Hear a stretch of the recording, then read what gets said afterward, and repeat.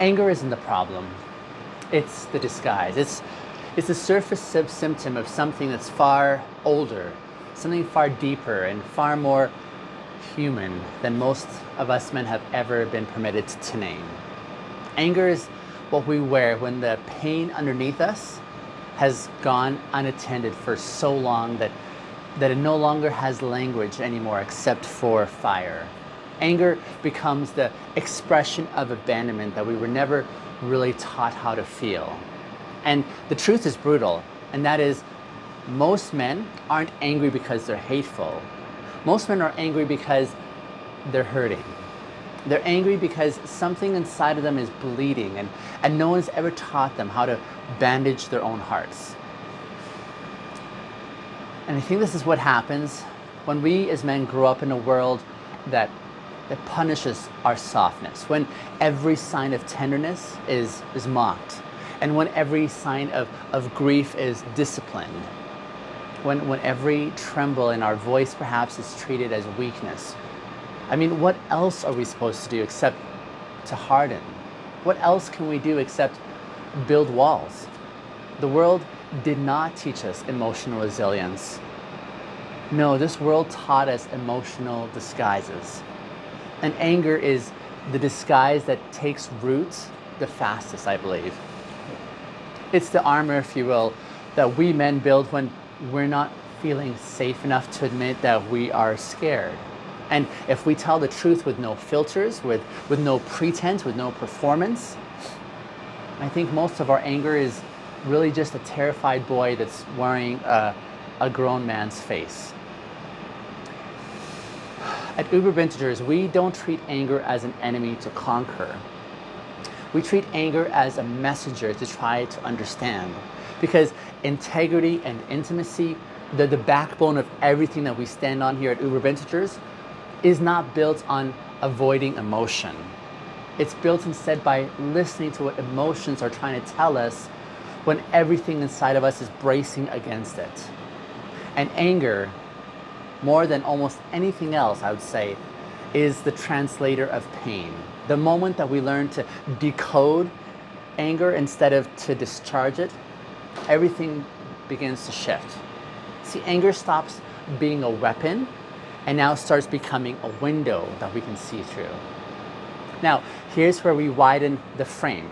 Most of us were not taught how to feel. We were taught how to fight, right? How to fix, how to fortify, we were taught how to push through and how to tighten up and how to shut down and how to keep moving, even if it meant that we were abandoning ourselves in the process. Emotional literacy was not a part of our upbringing. Emotional shutdown was. And so we learned very early that our emotional landscape had to be flattened. We learned that tears were liabilities. We learned that expressing hurt was an invitation for more punishments. We learned that vulnerability had consequences. And so what did we do? We improvised, right? We took rejection and turned that into rage. We took neglect and turned that into numbness. We took loneliness and turned it into control.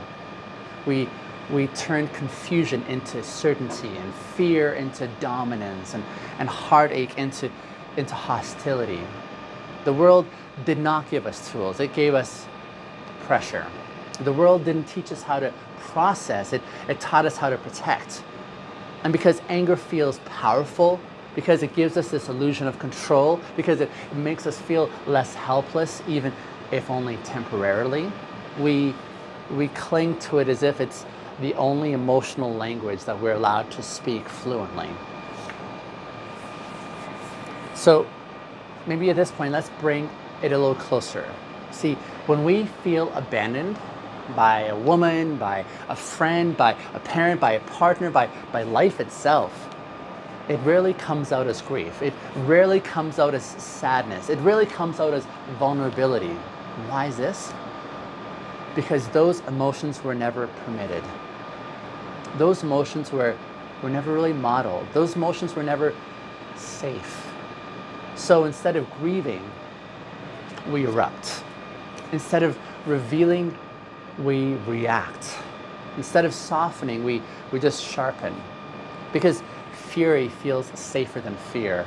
And rage feels far safer than rejection. And hostility feels more safe than helplessness. Anger becomes the emotional costume, if you will, that lets us hide everything that we're ashamed to feel. I mean, you can hide behind anger. You can make it look like power. You can make it sound like confidence. You can even convince yourself that it's purpose. But underneath all of that, underneath every outburst, underneath every explosion, every moment that your voice rises or your chest just tightens and your breath shortens, there's always pain. Pain that says, I wasn't chosen. I wasn't seen. I wasn't safe. I wasn't protected. I wasn't understood. I wasn't held. That's what anger is concealing.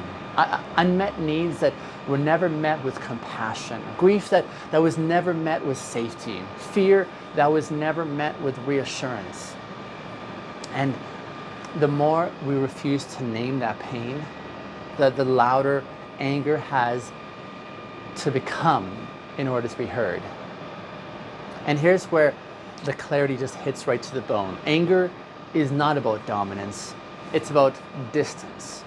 Distance from the wound that we don't want to face.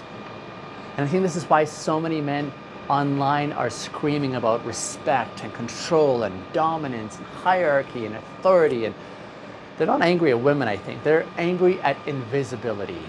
They're angry at abandonment. They're, I think, angry that no one stayed when they needed someone to stay the most. They're angry that their emotional starvation was never really acknowledged. I think they're angry that emotional safety was never offered them. And because they were never taught how to grieve, they posture instead, right? They attack instead. They perform instead. And then the world applauds that as masculinity. But let's call it what it is. That's not power. That's panic that's dressed up as pride.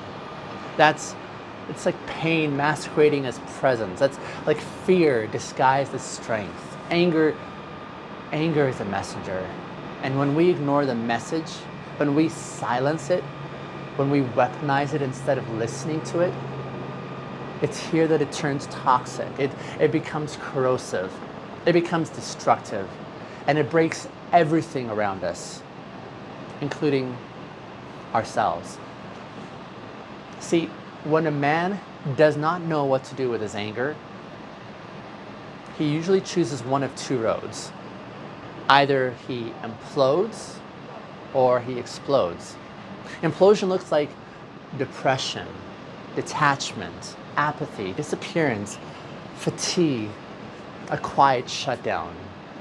Whereas explosion looks like aggression or blame or hostility or volatility, violence or verbal outbursts.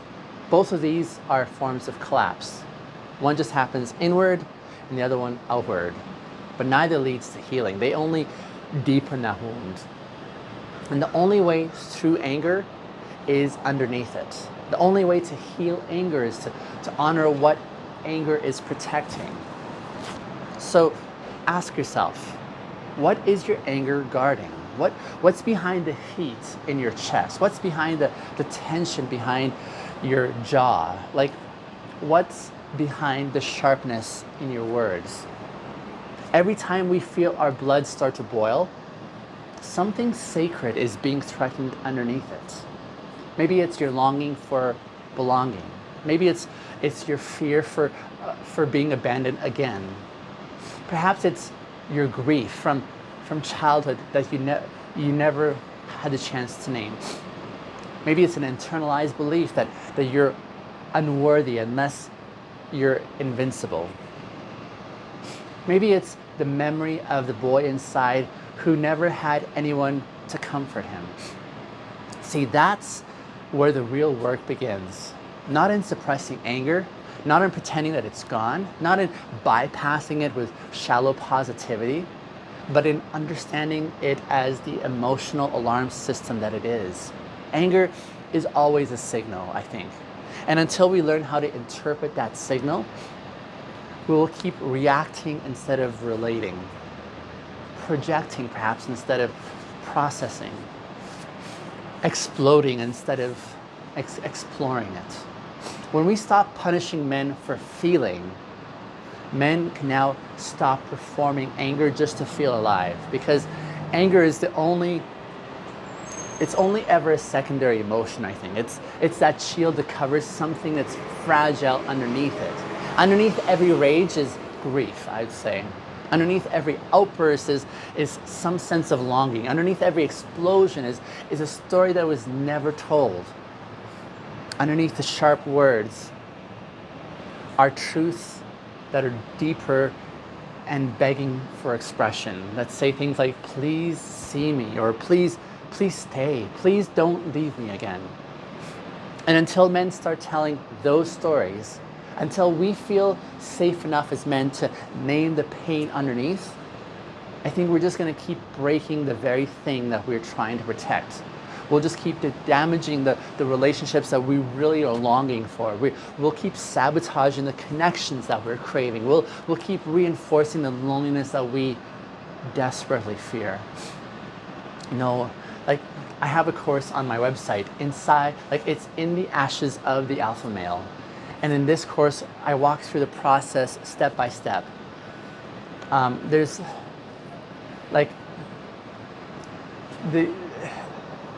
inside this course, I want to explore further how anger is not an enemy, but it's like an internal compass, and we can map the emotional patterns that form our sense of abandonment and the wounds that are attached. So I want to explore how to feel without fear, and how to express without harming, and how to trace anger back to its source, and how to build this emotional capacity that's rooted in integrity and intimacy instead of suppression. See, this isn't about making you emotional, it's about making you feel a sense of wholeness. But here's where I think the pace shifts again in our conversation. Anger is not the opposite of love. It's the evidence that we still care. It's the proof that something matters deeply. Because we weren't taught how to sit with tenderness, and to turn that, like, we've just learned how to turn that care into combat. We confuse proximity with pressure, and we confuse affection with control, and we confuse emotion with instability, vulnerability with weakness. We confuse longing with dependency. I think we have to unlearn all of this, because emotional strength it's not the absence of feeling. It's the ability to feel without fleeing from ourselves. Power built on pain is not strength. That's survival. But power that's built on awareness, this is transformational. That's emotional adulthood. That's leadership. And here's the grounding truth. You can feel anger without becoming anger. You can acknowledge hurt without needing to hurt someone else. You can confront betrayal without becoming bitter. You can experience heat without burning down the whole room around you. You can tremble without abandoning yourself. That's, I think, what emotional mastery looks like. It's not about suppressing fire. It's about learning how to warm with it instead of scorch with it.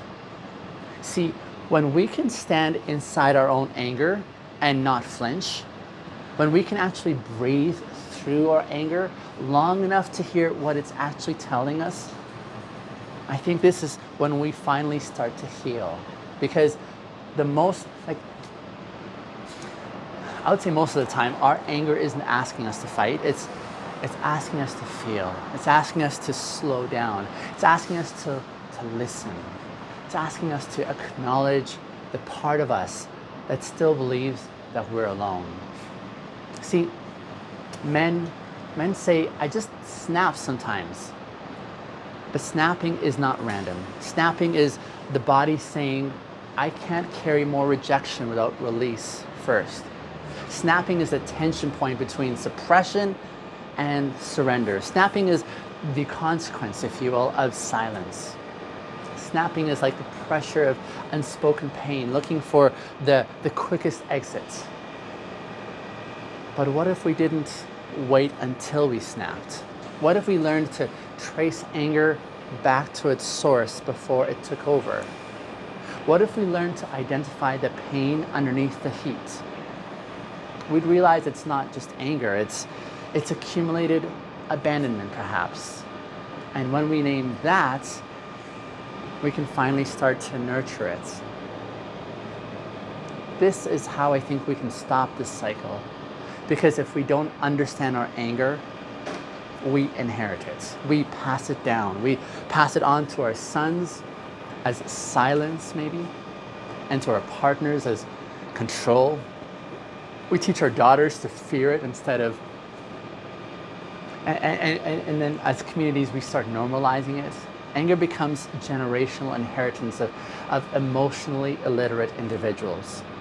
But when a man learns to feel what's behind his fury, he breaks that legacy. He becomes a lineage of healing instead of a lineage of harm.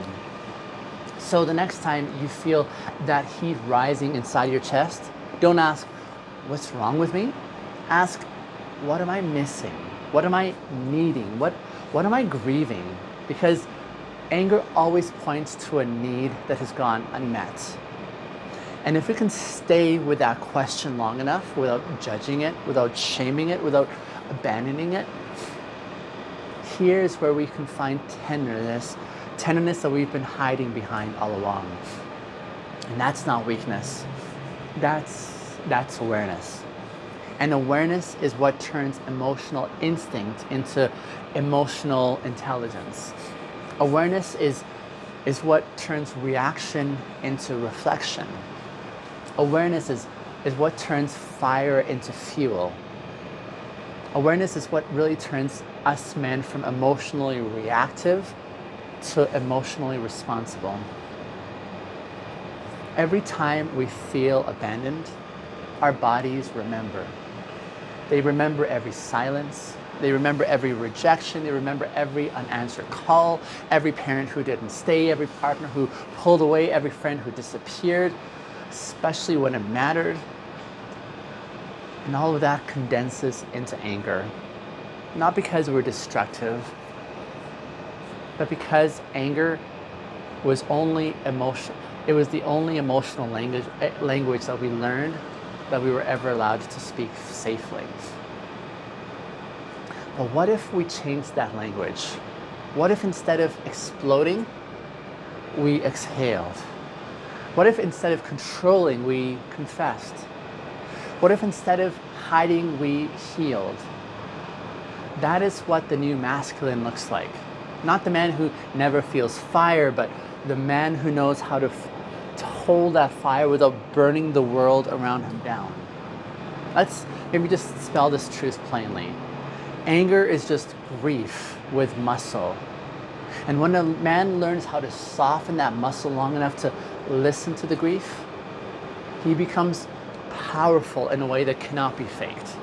He becomes grounded instead of guarded. He becomes present instead of performative. He becomes connected instead of controlling. He becomes a man who no longer needs to dominate the world because he no longer feels dominated now by his own pain. Because now he's not controlled by the very fear of being left. He's led by the courageousness to stay with himself. That is integrity. That's intimacy. That's emotional leadership. And real men don't suppress their anger. They sanctify it. They use it as a mirror instead of a mask. They use it as a signal instead of a shield. They let it show to show them where they still need care, not control. Because anger, when it's healed, becomes assertiveness. And assertiveness builds connection, not destruction. Assertiveness strengthens relationships instead of shattering them. Assertiveness is what invites honesty instead of fear. And this is how we evolve from aggression to awareness, from reaction to responsibility, from abandonment to alignment. So the next time you feel rage, as it creeps in, pause. Pause not to suppress, but to search it. Ask it, what is it you're trying to tell me? And if you listen closely enough, you might hear the quietest whisper underneath all of the heat that says, I'm scared, or I feel unseen, or I don't want to be alone again. I need someone to stay. And this is when you realize that your anger was never your enemy. It was your inner child, if you will, asking to be held. And that's what brings us where we're going to be going next. Because if anger is the emotional wildfire in men's lives, stillness is the part that terrifies us even more. So in episode 19, we're going to talk about why silence feels far more dangerous than the chaos for so many of us men, and why sitting still can feel like standing unguarded in the open. So that's episode 19, why stillness scares us far more than war. I hope you'll join me for that episode tomorrow. But for the time being, let me say thank you for watching till the end, and do drop me your insights, your questions, your challenges in the comments below. I'll see you tomorrow.